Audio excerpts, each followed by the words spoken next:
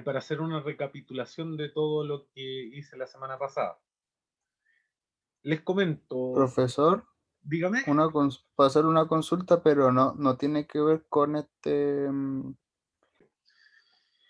A ver, el problema consiste básicamente en un problema de absorción de SO2 o dióxido de azufre. Para esto se tiene una concentración de entrada del 1% en volumen. Primera cosa, el porcentaje en volumen en gases ideales es igual a la fracción molar. Eso se puede demostrar mediante la ley de gases ideales. Así que por eso es que es importante ese dato. Se da el diámetro de la columna, se da el tipo de relleno, que son anillos Raschig de cerámica, el caudal volumétrico de entrada, la presión a la cual va a operar, que va a ser una columna a presión atmosférica, y la temperatura del sistema, y además se entrega un parámetro A. Ese parámetro A es cuántas veces va a ser el flujo de profesor. operación. Dígame. Una consulta si en el ejercicio, por ejemplo, usted no nos da los datos de los anillos Ratchet, nosotros los sacamos de la tabla que el profe nos dijo que él generalmente usaba el Welty, tablas del Welty.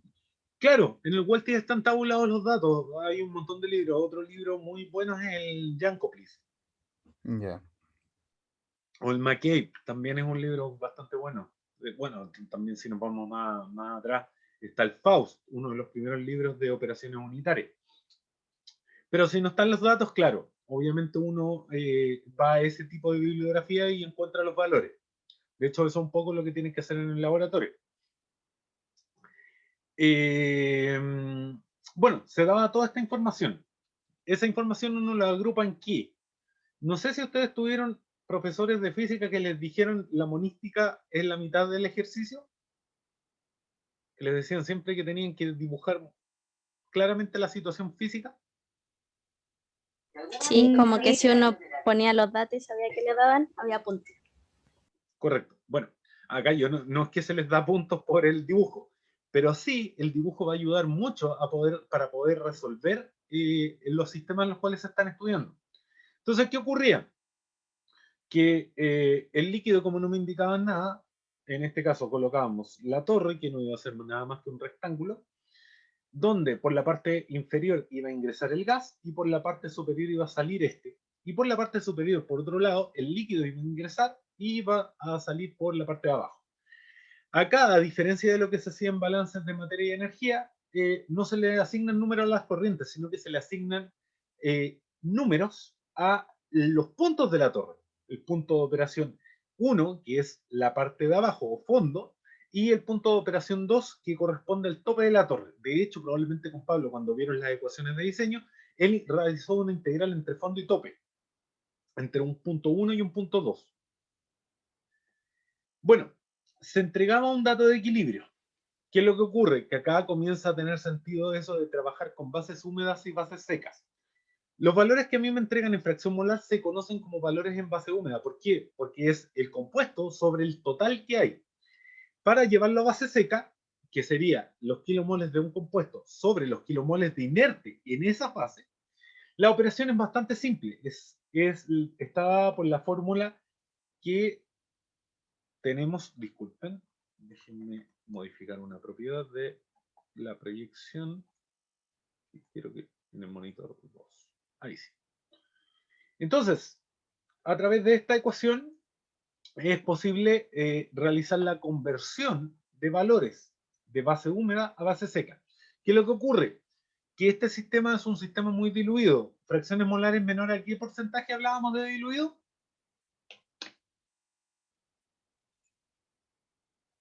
Bajo el 0,1. 0,1, 0,1, correcto. Incluso, 10%. incluso Pablo lo debe haber demarcado que incluso hasta el 0,15 se podría llegar a aceptar como diluido. No recuerdo yo si habrá dicho 0,15 en verdad. Ya, pero el valor general es 0,1. Entonces, ¿qué ocurre? Para valores diluidos, en general, el valor de la base seca es muy similar al de la base húmeda, no cambia mucho, y es un tema numérico, porque a uno yo le voy a restar un número mucho menor que uno. Por lo tanto, esa diferencia va a ser casi despreciable. Bueno, de gas ideal yo determiné el flujo de entrada de los kilomoles totales, dadas las condiciones de presión y temperatura, y con eso yo determiné los kilomoles del compuesto A, siempre en absorción. El compuesto A es el compuesto que se transfiere entre fases.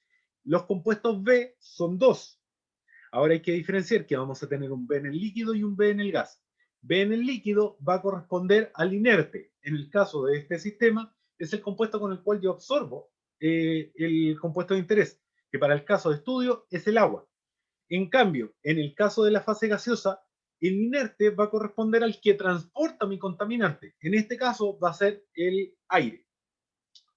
Bueno, a través de eso yo determiné la cantidad de dióxido de azufre que estaba ingresando en kilomoles por segundo. También determiné, esto se puede hacer de varias formas, pero yo lo determiné como el flujo de inerte que estaba entrando. ¿Cuál es la característica?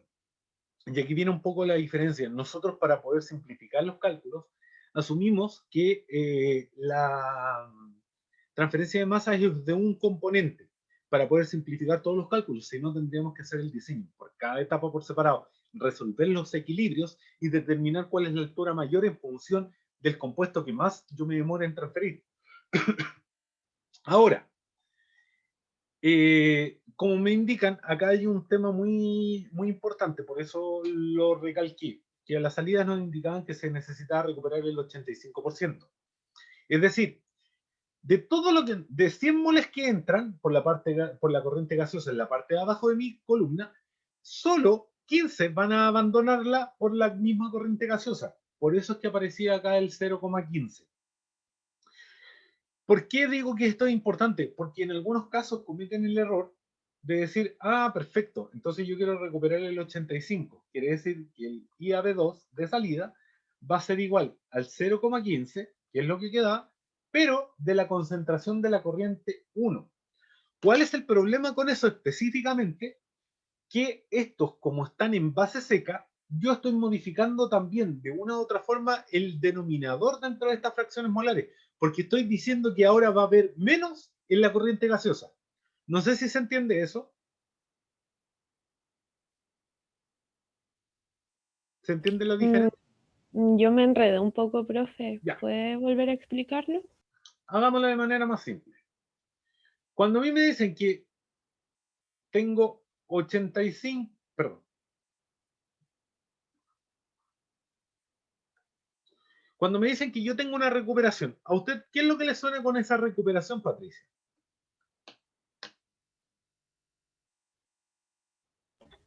Em, Cuando tengo mi recuperación, Si yo le digo voy a recuperar 85% de lo que entró.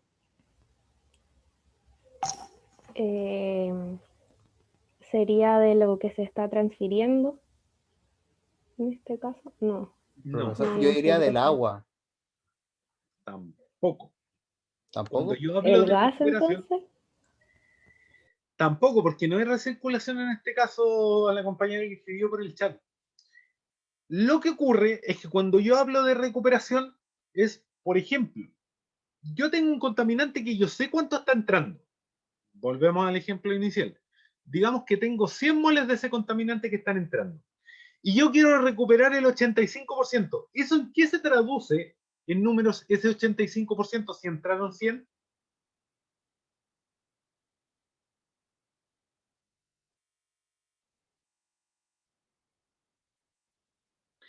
Se traduce en que la recuperación me dice, de cada 100 moles que van a ingresar, 85 yo los voy a recuperar. A lo mejor yo me anticipé y en realidad no escuché bien a Alexis, pero claro, va con esa idea. Si yo entraron 100, quiero recuperar 85, esos 85 se van a transferir a la fase líquida. Perfecto.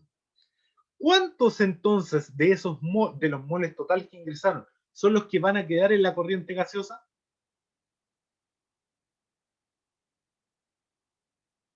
Ahí vendrían quedando los 15. 15. Los 15, correcto. Entonces la recuperación es en torno de cuánto sale.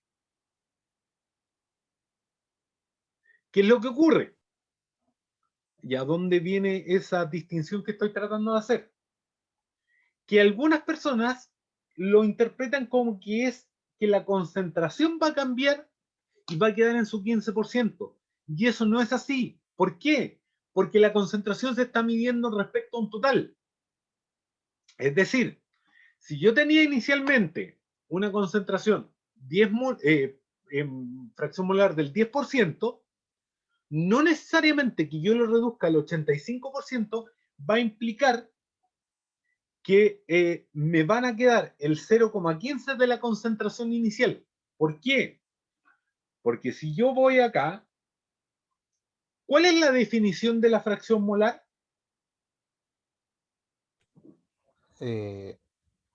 Cantidad de moles de un solo determinado con partidos los solventes, los moles de los demás solventes incluyéndolos. Del total. Del total, Eso es sí. en palabras. Perfecto.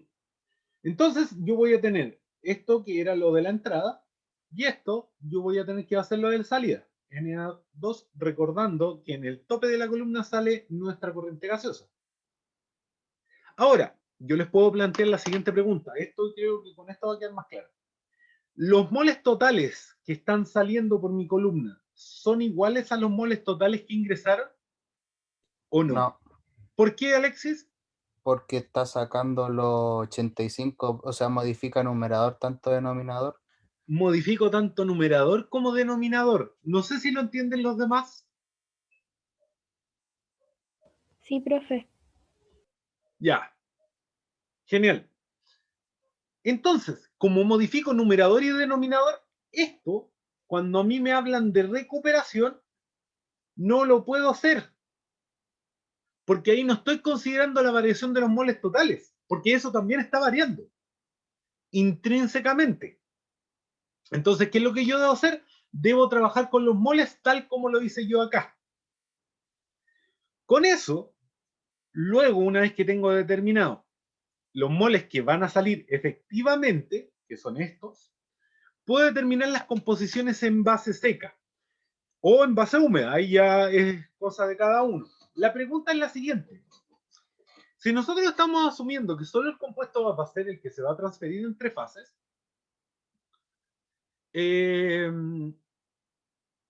los moles de inerte en la fase gaseosa van a cambiar.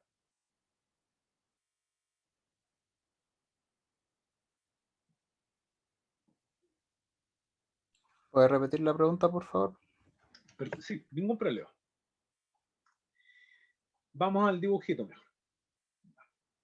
Tengo mi corriente. ¿No debería, profe? No debería, justamente Nicole. Para aclarar acá. Acá, esta corriente de entrada. ¿De qué está compuesta?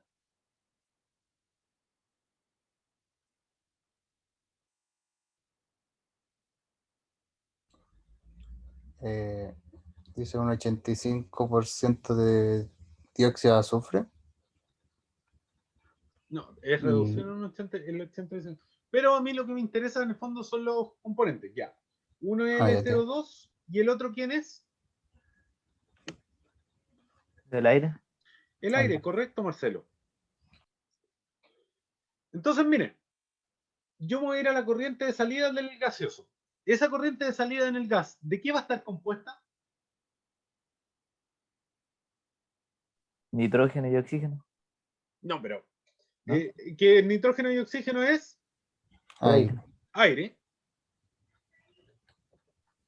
Ahora la pregunta, ¿tiene otro componente esta corriente de salida?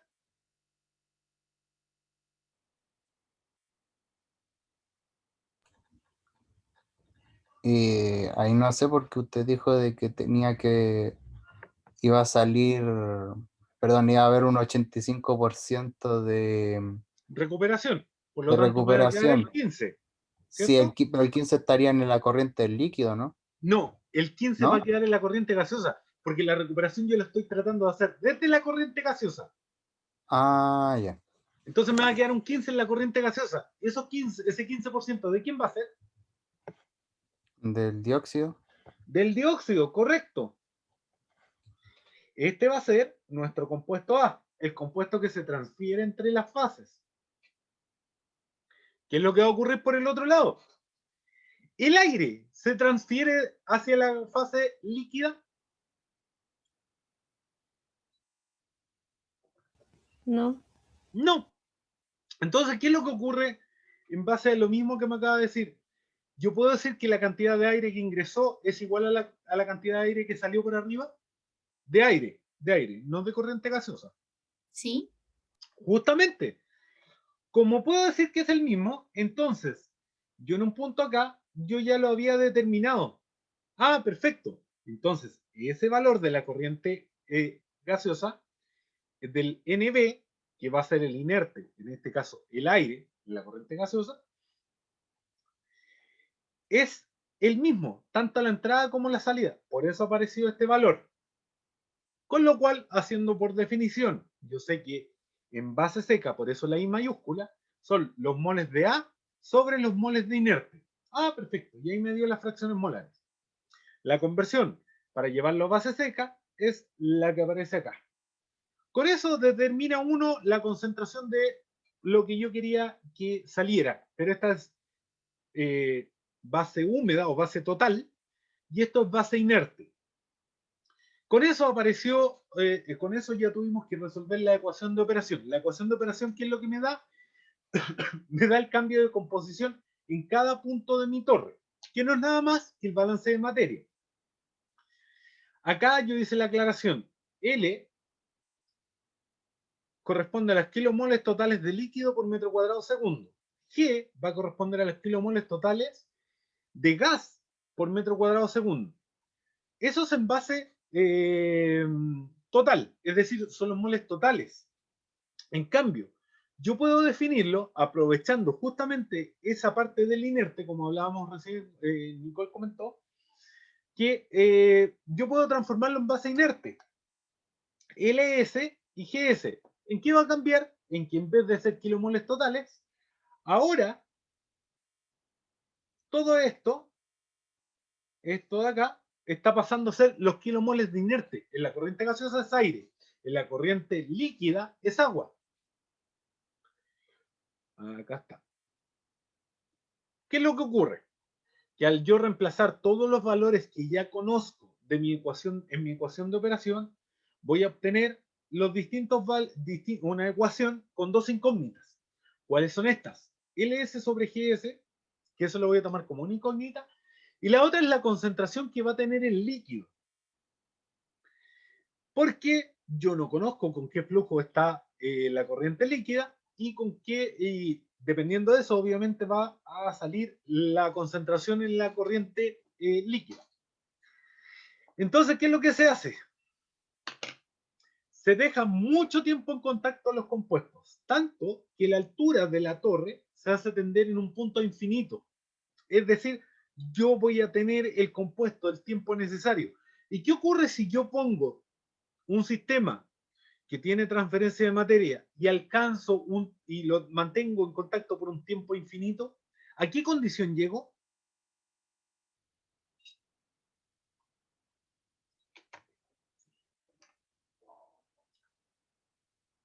Si yo pongo en contacto dos compuestos y por mucho tiempo, va a haber una transferencia de masa producto del gradiente. ¿Y hasta dónde hay transferencia de masa? ¿Cuándo se corta la transferencia? Hasta el equilibrio. Hasta el equilibrio, justamente. Que en este caso, para la condición de flujo mínimo, el equilibrio producto de los gradientes de concentración que se están dando al interior, se cumple en la parte inferior de la torre. Tengo mi torre, perdón, por acá entra el gas, en el punto 1, acá entra el líquido, acá sale el gas, y acá sale el líquido, en mi punto 2. ¿Qué es lo que ocurre? Que las concentraciones,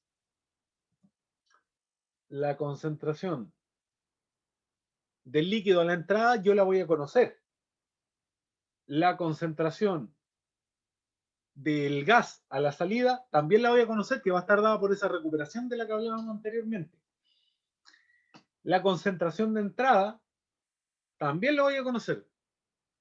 el XAB1, que va a ser la concentración con la cual va a salir, yo no la voy a conocer. Sin embargo, dada esta condición límite, cuando la torre tiende a una altura infinita, vamos a tener que va a alcanzar el equilibrio. ¿Entre qué? En este punto de operación, el punto 1.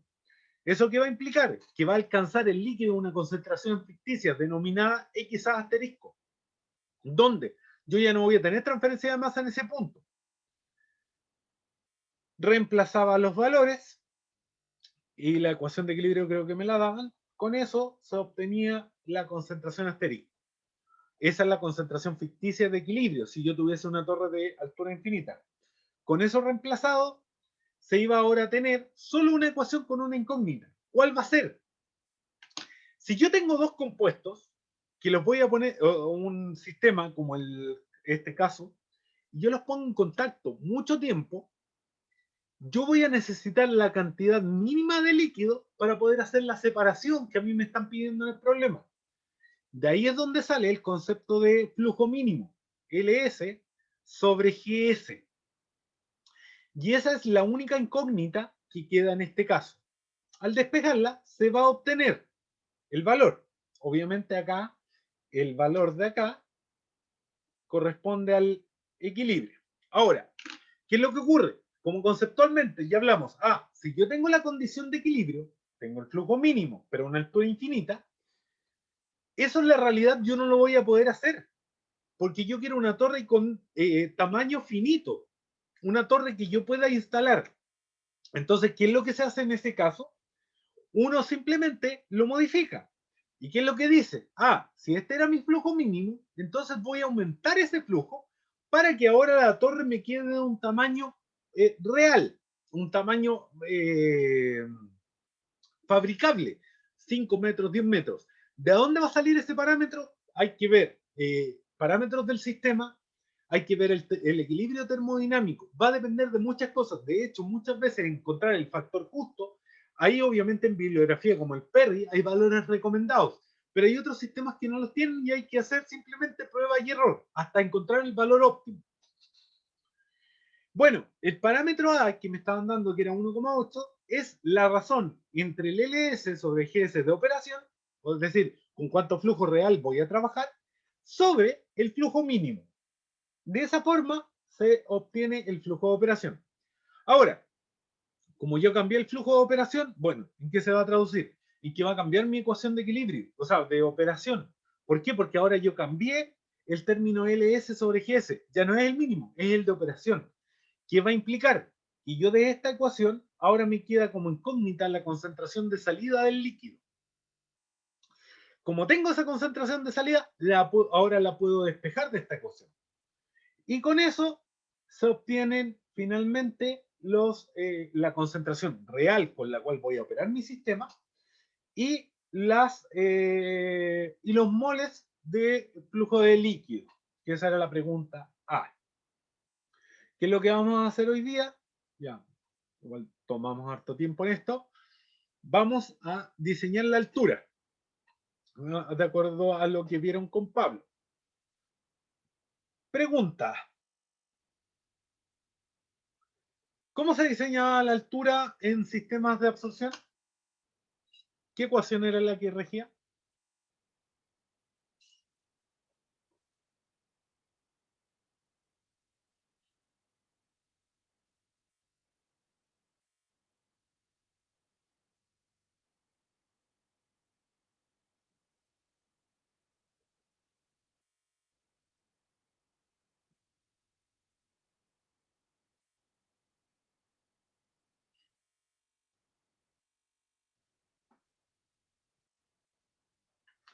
¿Cuál era la ecuación que vieron en clase con Pablo?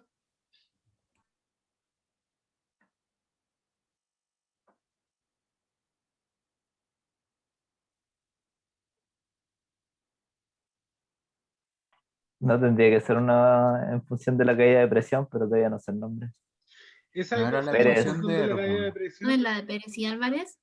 No, esas son las caídas de presión. La que yo estoy preguntando es la ecuación para el cálculo de la altura. ¿Cómo calculo Z? Porque la que ustedes me hablaban es delta P sobre Z. Pero eso tiene que ver con las gráficas de Eckert, que eso es un tema que vamos a ver más adelante.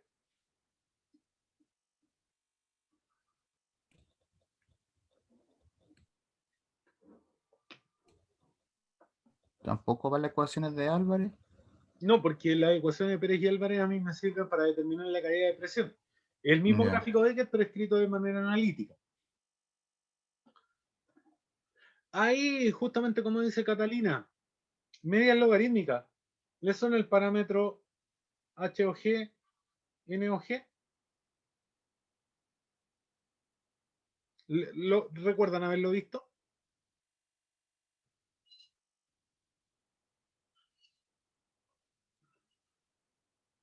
Perfecto. H o G, bueno, esto es del método NUT. El número de unidades de transferencia. ¿Qué es lo que implica? Nosotros vamos a tener una altura de acuerdo al tipo de sistema que estemos trabajando y un equilibrio o en realidad un número de etapas. Esto va a corresponder a la altura de una etapa de equilibrio basado en el KI. Vamos a dejar como KI. Es decir, la altura de una etapa basado en el coeficiente global de transferencia de materia basado en la fase gaseosa. Y esto va a ser el número de etapas necesarias. Para que se entienda, voy a poner un ejemplo burdo. El HOG a mí me dice, perfecto, cada etapa de las que usted va a requerir vale 10 centímetros. Y el NOG a mí me dice cuántas de esas etapas de 10 centímetros voy a necesitar para alcanzar la separación que requiere el problema que usted está resolviendo. Un caso bien sencillo es para decir, por ejemplo, ustedes en algún momento alguien los pudo haber pasado a llevar. Generalmente una persona lo deja pasar la primera vez, pero todos tenemos un límite hasta donde ya finalmente decidimos encarar a esa otra persona. El HG implica cuánto es mi paciencia y el NOG va a representar cuántas veces tienen que pasar a llevar esa paciencia para que yo logre explotar. No sé si se entiende, el ejemplo es súper burdo.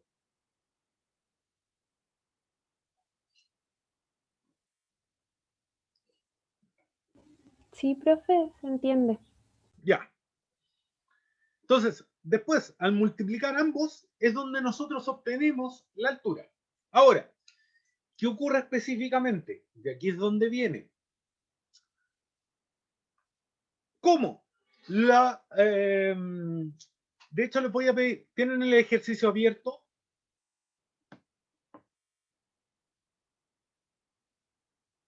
Sí, profe. Abajo aparecen las correlaciones para los coeficientes individuales. Aparece un HL y un HG, ¿o no? Sí, ¿Me las puede dictar, por favor, Patricia? el HG ¿Ya? sale igual a 0,557 ¿Ya? por G' elevado a 0,32 ¿Ya? por L' ¿Ya? elevado a menos 0,51 Perfecto. por el Schmidt elevado a 0,5. Muy bien. ¿Y el HL? 2,35 por 10 a la menos 3 Ya. por todo esto en paréntesis, L' sobre mu L, cierro paréntesis, elevado a 0,22 por Schmidt a la 0,5. Perfecto. Muchas gracias. De nada. Entonces, ¿qué es lo que ocurre? A ver. Cuando yo trabajo con coeficientes A, porque debemos recordar que el HL es L sobre, perdón, K minúscula, X por A. Y el HG es G sobre KI por A. Son coeficientes individuales. De lo que vimos en transferencia de masa en interfase, ¿qué desventaja tiene trabajar con los coeficientes individuales? ¿Qué necesito conocer para determinar la transferencia de masa?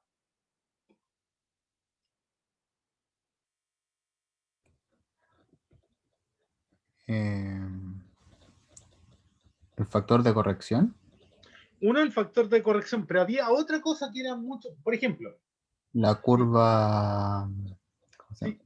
si yo quiero sacar el NA por el lado del gas, por ejemplo, tengo que multiplicarlo por un gradiente de concentración, ¿cierto? Sí. ¿Cuál sería ese gradiente, suponiendo que tengo transferencia de gas a líquido?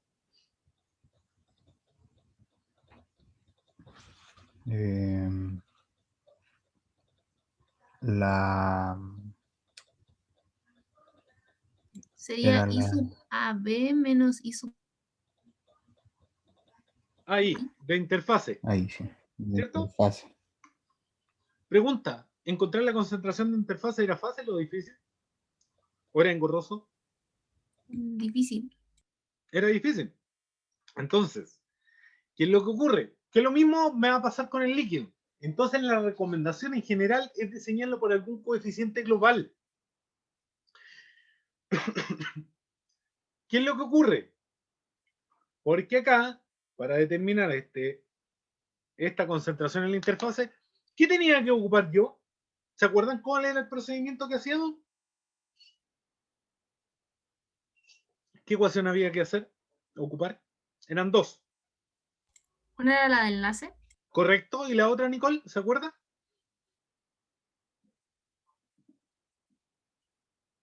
Usamos la del equilibrio, no. La del equilibrio, justamente, tal como indica. Se tenía que ocupar dos ecuaciones, la ecuación de enlace y la ecuación de equilibrio, determinar, para poder determinar la concentración, y eso implicaba en un punto resolver un sistema de dos ecuaciones.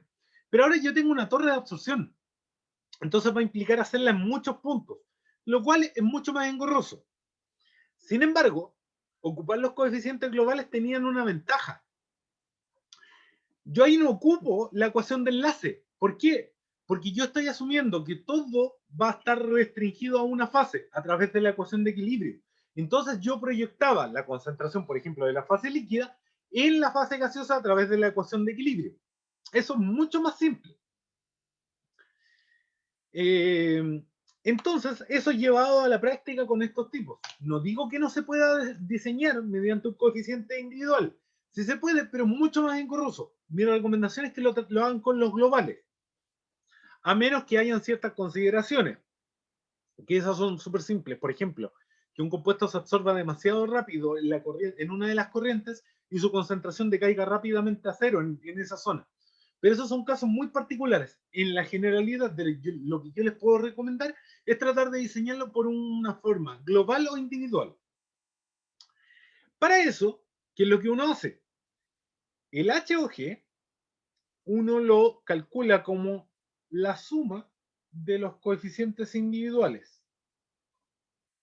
Perdón. Pero aquí aparece un concepto, déjenme para anotarlo bien. Ahí está. Donde aquí nos va a aparecer 1 sobre sí. Eso lo vimos en el laboratorio, que se denomina factor de absorción. Este factor de absorción es la razón entre la curva de operación y la curva de enlace, las pendientes. Entonces, de esa forma es como nosotros podemos determinar los coeficientes, o en el fondo las alturas globales de una etapa. Ahora, si ustedes se fijan, vienen algunos pequeños análisis. Yo dentro de las primeras clases les mencioné ¿qué significaba que un término tuviera prima?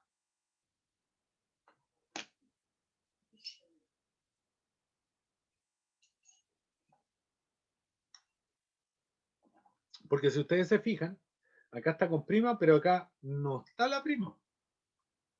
¿Que ¿Desapareció? tenía que ser corregido? No, no es corregido, ¿No? sino que cuando yo tengo prima, es másico. Y cuando no tengo prima, es molar. ¿Queda claro? Sí. Ya. ¿Qué es lo que ocurre? ¿Cómo será la forma más representativa de analizar? Porque en base a lo que me dijeron, voy a volver aquí a hacer el esquema. Mi torre. Pero vamos a analizar solo el caso del gas. G.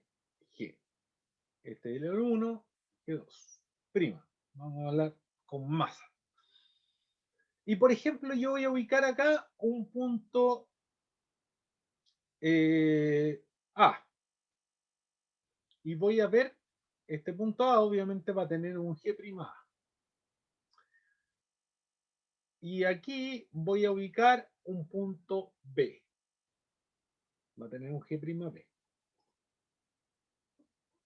Y aquí obviamente tenemos una concentración IAB2 y AB1. Como tengo transferencia de materia, los flujos totales en términos de kilomoles de gas, acá no estoy haciendo distinción entre el CO2 ni aire, el total, estoy hablando de la suma. En el punto de entrada y en el punto de salida, G1' con G2, ¿cómo van a ser si yo los comparo?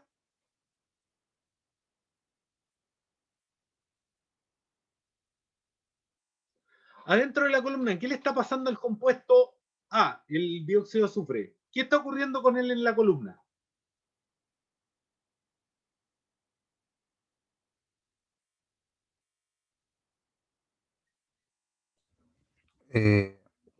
Está ascendiendo donde está fluyendo el líquido Va a ascender, claro. y se está absorbiendo, bueno, una parte. Se está absorbiendo justamente una parte. Entonces yo le pregunto, entre lo que entró total y lo que salió, ¿hay diferencia?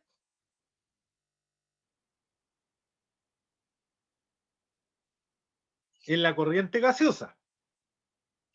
¿O la corriente gaseosa perdió masa producto de la absorción?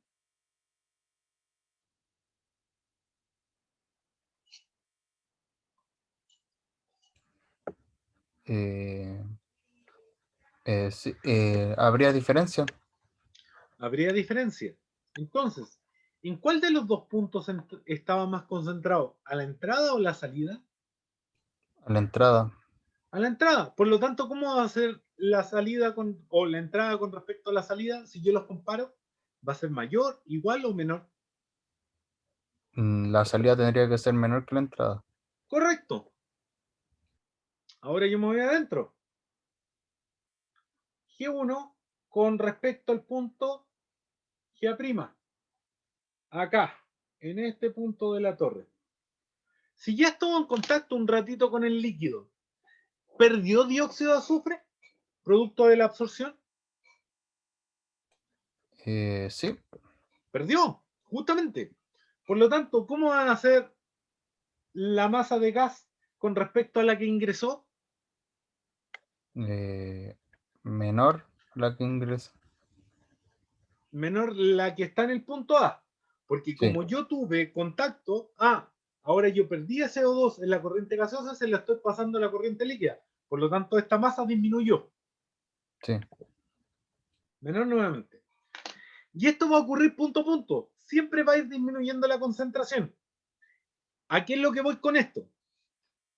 ¿Cómo yo podré tomar un valor representativo? Porque acá me dice, usted tiene que colocar el flujo total en kilogramos de gas que está circulando. ¿Cómo usted diría, ¿sabes qué? Yo sé que hay un cambio de la concentración a lo largo de toda la torre. ¿Qué es lo que haría usted para decir, ya, pero esto es más o menos el valor que tenemos al interior de esta? No sé, como hay una variación durante toda la altura, ¿no puede haber una integral o algo así? Podríamos integrarlo. No habría ningún problema. De hecho, numéricamente se resuelve así. Pero ¿qué es lo que ocurre? ¿Hay alguna forma de simplificar más allá? Porque la integral viene de otro lado.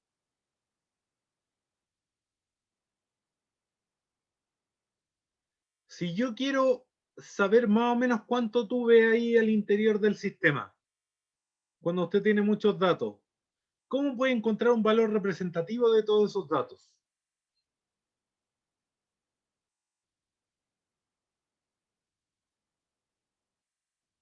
El valor que más se repite.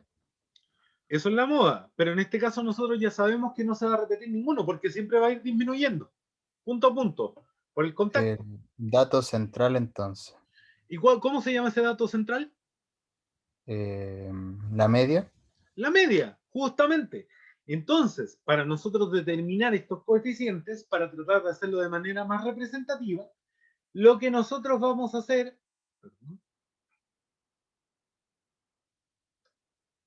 es reemplazar los valores average o los valores promedio. ¿Cómo vamos a sacar estos valores average o promedios? Lo vamos a hacer de la forma más simple. Vamos a sacar una fracción molar representativa para el gas, que va a ser el promedio entre el IAB1 más el IAB2, que es decir, entre la entrada y la salida yo voy a decir, entre ellos dos hay un valor promedio, y ese va a ser el representativo de todo lo que ocurrió. Partido en dos. Es igual. No sé si tienen, bueno, no han visto la otra clase, así que voy a buscar yo los valores dentro de lo que cuando yo lo resolví. A ver. Sería, la entrada era 0,01 más la salida daba 0,0151 partido en 2, lo que nos da 1,252 por 10 elevado a menos 5. El XAB promedio es decir, porque yo sé que el gas va a ir perdiendo masa a medida que siente producto de esto, pero el líquido es el que está recibiendo esa masa, por lo tanto también va a ir cambiando. Y por lo tanto también necesito hacer el promedio. Perdón.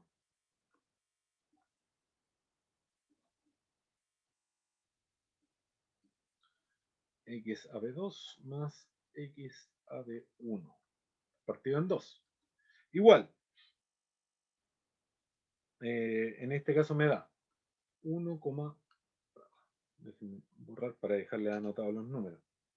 2,503 por 10 elevado a menos 4 más 0, porque era 0 la concentración de entrada. Partido 2 es igual a 5,755 por 10 elevado a menos 3. Kilomol, perdón, esas son las fracciones molares promedio. Ahora, otro concepto que aparece es que aparece L'. Sus unidades son kilogramos,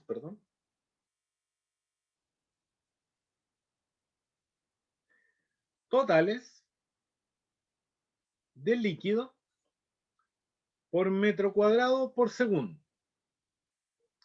¿Qué es lo que ocurre? Que como yo tengo soluciones extremadamente diluidas, se puede aproximar al L', pero de inerte. ¿Qué indica? Que en realidad el flujo total del líquido se puede aproximar, porque yo tengo, y recalco, una concentración extremadamente baja. Si yo tengo concentraciones altas, la historia cambia. Pero como tengo concentraciones muy bajas, yo puedo hacer esta aproximación. Ahora, yo conozco como dato, y por eso me lo preguntaban previamente, conozco el flujo molar del líquido. Yo sé que vale 5,89 kilomol, perdón, 5,89 por 10 elevado a menos 2 kilomol de agua por segundo. Fíjense, yo lo que tengo es eso, y yo lo tengo que transformar en L'. Entonces, para eso, yo lo voy a tener que dividir por el área. El área en este caso va a corresponder al área de la sección transversal, y que dentro del enunciado me dan el diámetro de mi columna. ¿Cómo se calcula el diámetro de el área de la sección transversal de un tubo con el diámetro?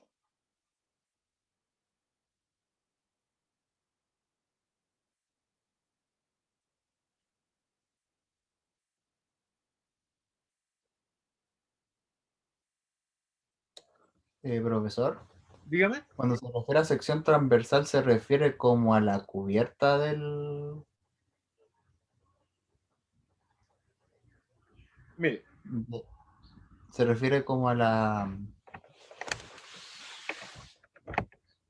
básicamente la torre de absorción va a corresponder en el fondo en un tubo grande. Va a fluir el líquido. Ese es el área del manto, Catalina. Ahora lo voy a dejar en claro. Esta es la parte de atrás. Viene el gas. Va a fluir hacia arriba. ¿Cuál va a ser la sección transversal con la cual se va a encontrar? Esto viene de un poco lo que vieron en fenómenos de transporte. Tendría que ser como el área de un círculo. Correcto. Y por el radio al cuadrado, que sería, transformámoslo al diámetro del... Exacto. Entonces, la sección transversal S va a ser igual a pi cuartos por el diámetro al cuadrado, porque va a ser la sección de la tubería, del círculo que forma, porque ahí es donde está fluyendo. Esa es su sección transversal. Por lo tanto, vamos a tener pi cuartos por diámetro al cuadrado. ¿Cuánto era el diámetro? Ese dato estaba.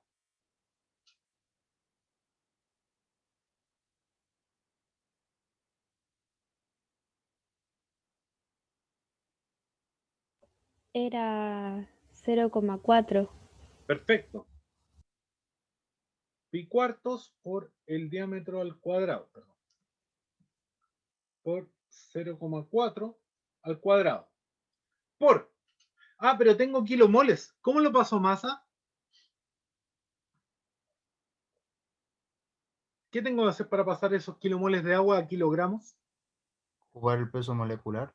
Perfecto. Lo vamos a multiplicar por el peso molecular del agua. ¿Cuánto es?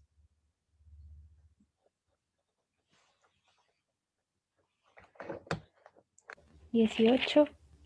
Exacto. Kilogramos por kilomol de agua. Se van los kilomoles.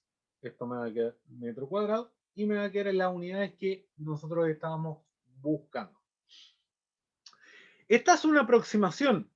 Si ustedes hacen el desarrollo, considerando las fracciones molares y todo eso, les va a dar un número muy similar. ¿Producto de qué? De que estamos en concentraciones extremadamente bajas. De hecho, acá son menores al 0,1%. 5,89.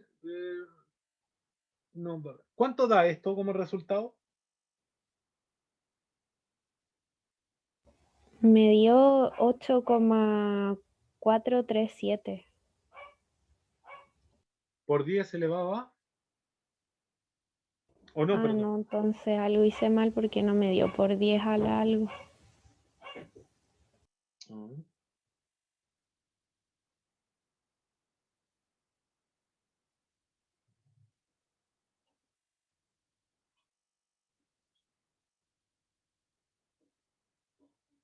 A ver.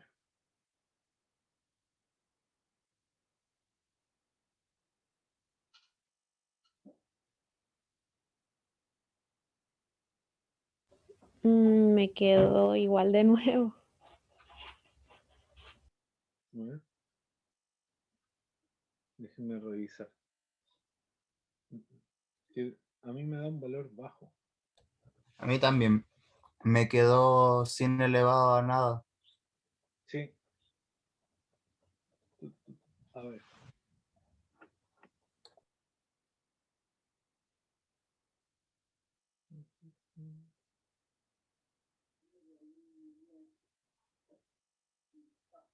A ver. Ah, bueno. Veamos. Quedó en kilogramos partido en metro cuadrado por segundo.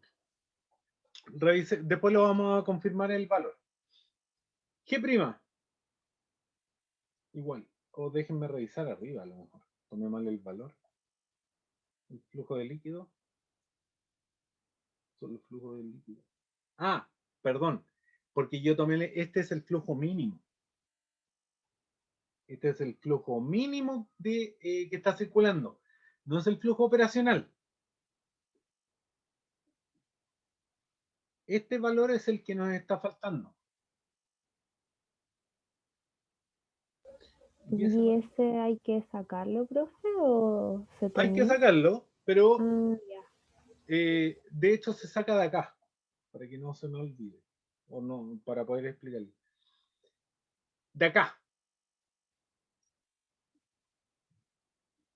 Como está el flujo de operación, yo conozco esta razón, aplicando la misma relación que hice acá abajo para sacar el flujo mínimo,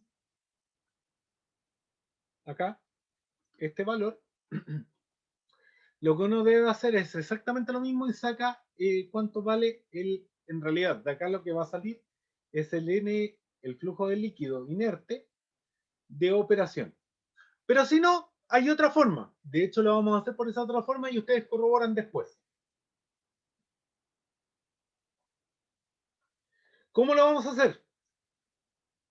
Ya que este valor lo desconocemos porque nos está faltando este término, entonces lo vamos a sacar de otra forma. ¿Cómo va a ser? Así. Hacemos exactamente el mismo procedimiento. Pero nosotros conocemos el flujo de inerte gaseoso.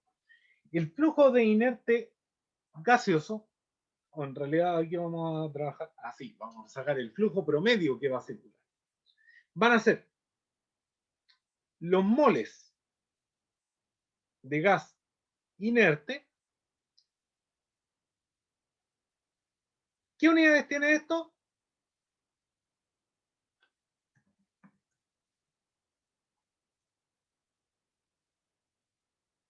Lo voy a anotar acá abajo, las unidades que va a ir teniendo. NGS van a ser los kilomoles de B sobre segundo.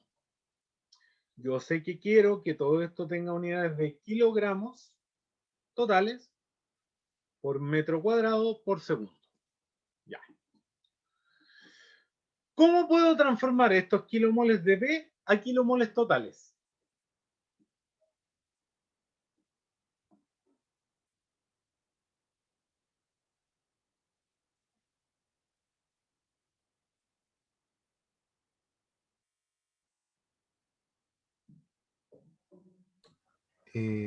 Podría dividir por la fracción molar, ¿o no?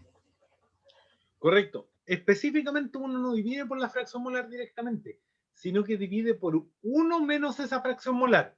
Ahora, como nosotros estamos sacando el promedio, dividimos por 1 sobre AB promedio. Entonces, miremos. Voy a borrar, aquí me quedó demasiado junto. Entonces, las unidades que estamos teniendo son las siguientes.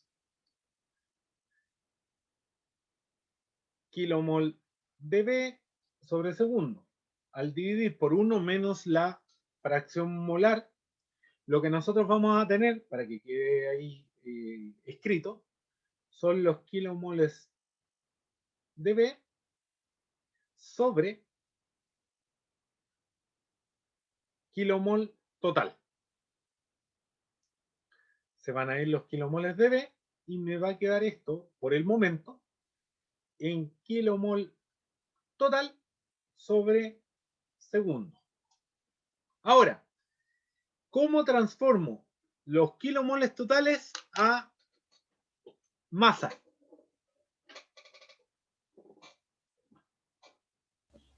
Con el peso molecular. Con el peso molecular, correcto. Entonces vamos a tener que multiplicar por el peso molecular promedio del gas. ¿Cómo se hace eso? Vamos a multiplicar por el peso molecular de A por la fracción molar promedio más 1 menos A y A promedio por el peso molecular de B. ¿Qué es lo que va a ocurrir? Ahí viene la aproximación que hablábamos recién, que todo esto aproximadamente, y eso se los dejo de tarea para que ustedes lo corroboren, va a ser aproximadamente el peso molecular de B, porque estamos en un caso muy diluido. En la corriente gaseosa, ¿cuál es el inerte?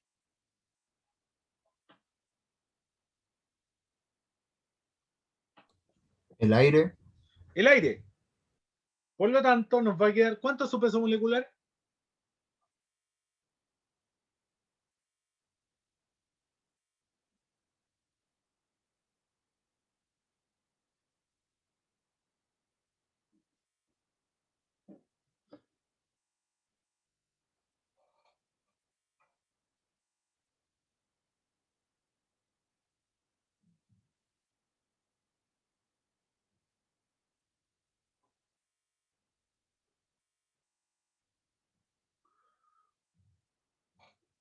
Exacto.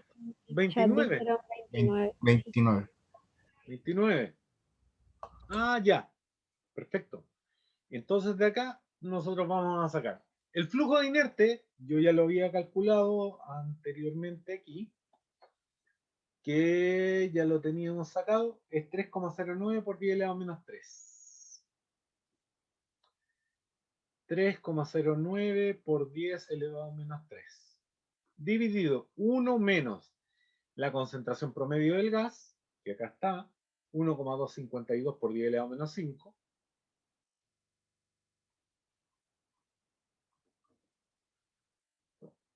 Por el peso molecular del gas, que sería 29.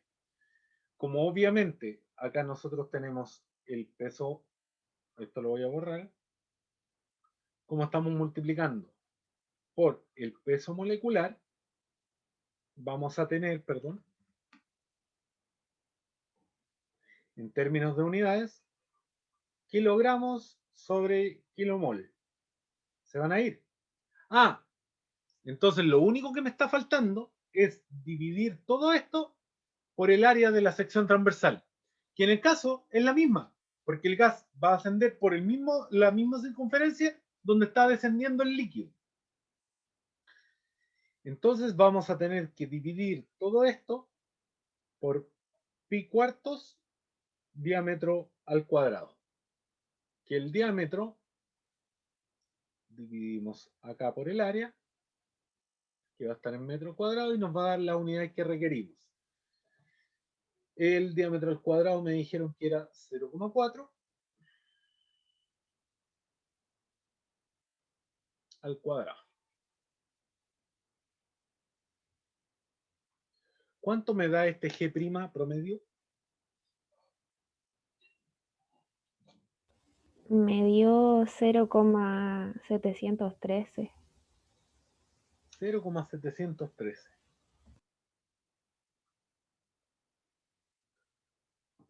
Y las unidades son kilogramos,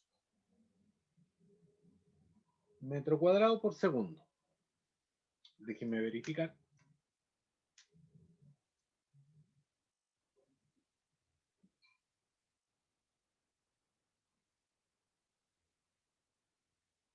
Correcto. Ahora, volvemos a la parte anterior. Y ya con esto, la verdad es que nos alargamos bastante. Voy a terminar. De ahí les voy a dejar unas tareas porque van a tener que revisar los videos en algún momento y voy a necesitar para poder terminar con la materia de la próxima clase, porque después tenemos que entrar en humidificación y otras cosas. G',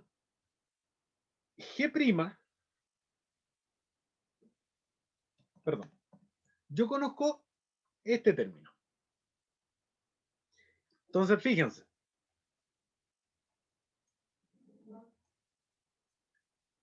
Yo lo que tengo de acá arriba, yo si ustedes se dan cuenta, en algún, acá está. Nosotros sacamos esto.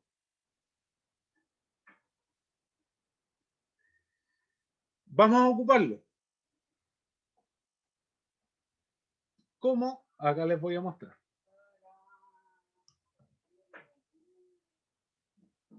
Lo vamos a colocar acá abajo.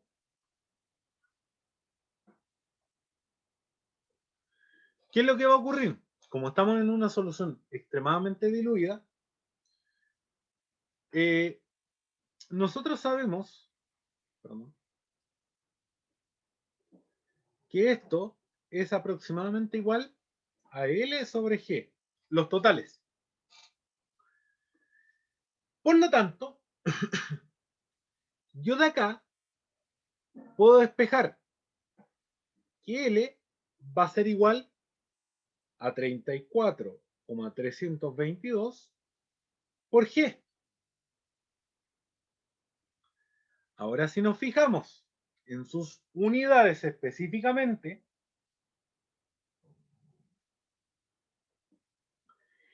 vamos a tener lo siguiente.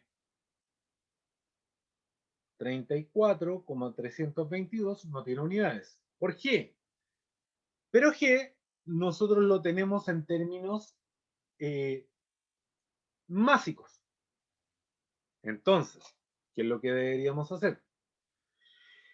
Ese G son kilomol de por metro cuadrado por segundo, perdón.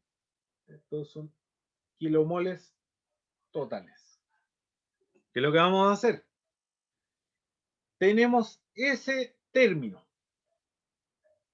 que yo ya sé que corresponde G, la relación que tiene con G' es que es multiplicado por el peso molecular. Ah, perfecto. Entonces yo sé de acá que como conozco G' promedio, que fue el que sacamos acá recién, 0,713, lo voy a multiplicar por el peso molecular. Como es la corriente gaseosa, el peso molecular dijimos que aproximadamente era el peso molecular del aire, por 29. Y todo esto me va a quedar en unidades de kilomol total por metro cuadrado segundo. Pero esto está en términos del gas. Para pasarlo a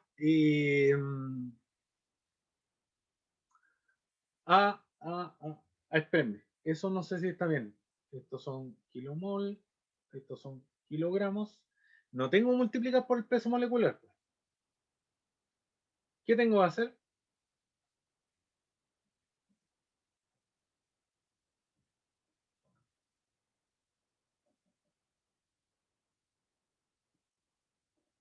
Dividir.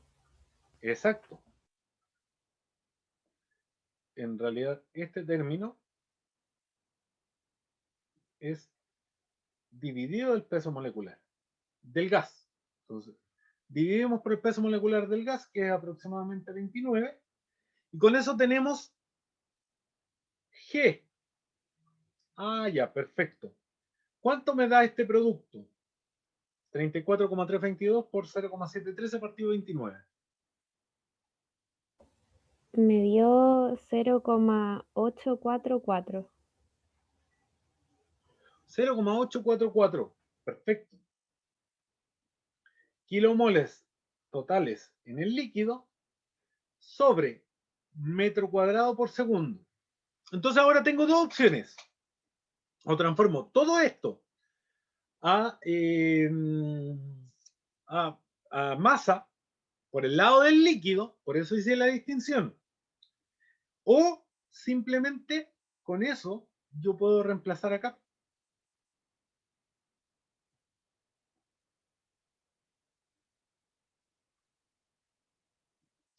Y si yo reemplazo acá, sería 0,844.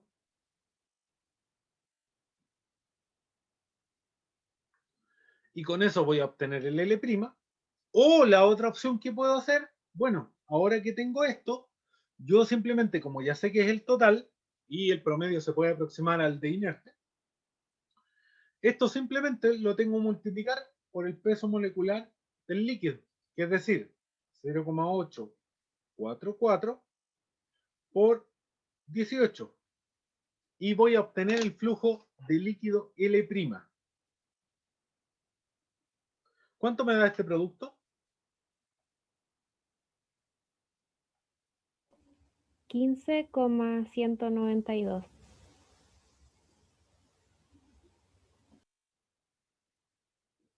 Déjenme corroborarlo. Correcto. Perdón. Son los kilogramos por metro cuadrado por segundo. Acá hay un tema, no sé qué se me olvida.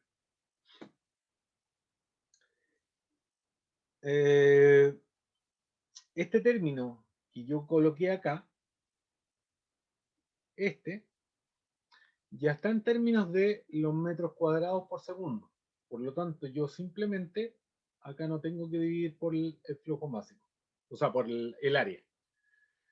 Voy a obtener exactamente el mismo valor que obtuvimos acá abajo. Ahora, yo tengo G' promedio y L' promedio. ¿Cuál va a ser la tarea que les voy a dejar específicamente para la próxima clase, que necesito que lo traigan avanzado para poder terminar con la materia, si no nos vamos a atrasar demasiado, es que calculen el número de Smith del líquido, el número de Smith del gas, y con eso traigan el HL y el HG calculados. ¿Por qué se los dejo de tarea? Porque no es más allá del ocupar una correlación como la que hemos visto. Sin embargo, acá van a tener que buscar los valores. ¿Queda claro? Sí, profe. Ya. ¿Alguien tiene alguna duda? ¿O en una parte donde se pudo haber confundido?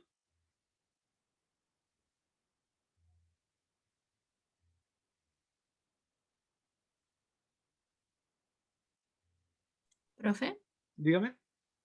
yo entendí lo que hizo con lo de la recuperación, pero después eso que se va con el agua, ¿se va nomás?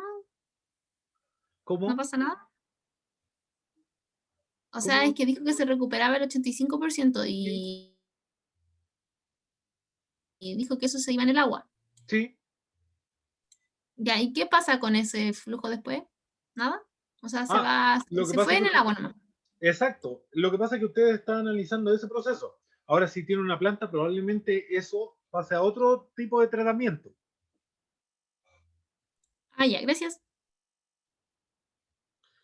Bueno, creo que no hay más dudas, así que aprovechen de descansar estas 2 semanas que dieron. Cuídense, no se les olvide esto y me avisan cómo van a hacer lo de la entrega del informe del laboratorio. ¿Qué fecha deciden? ¿Ya? Ya, profe. Ya, Entonces, profe, gracias, chao. la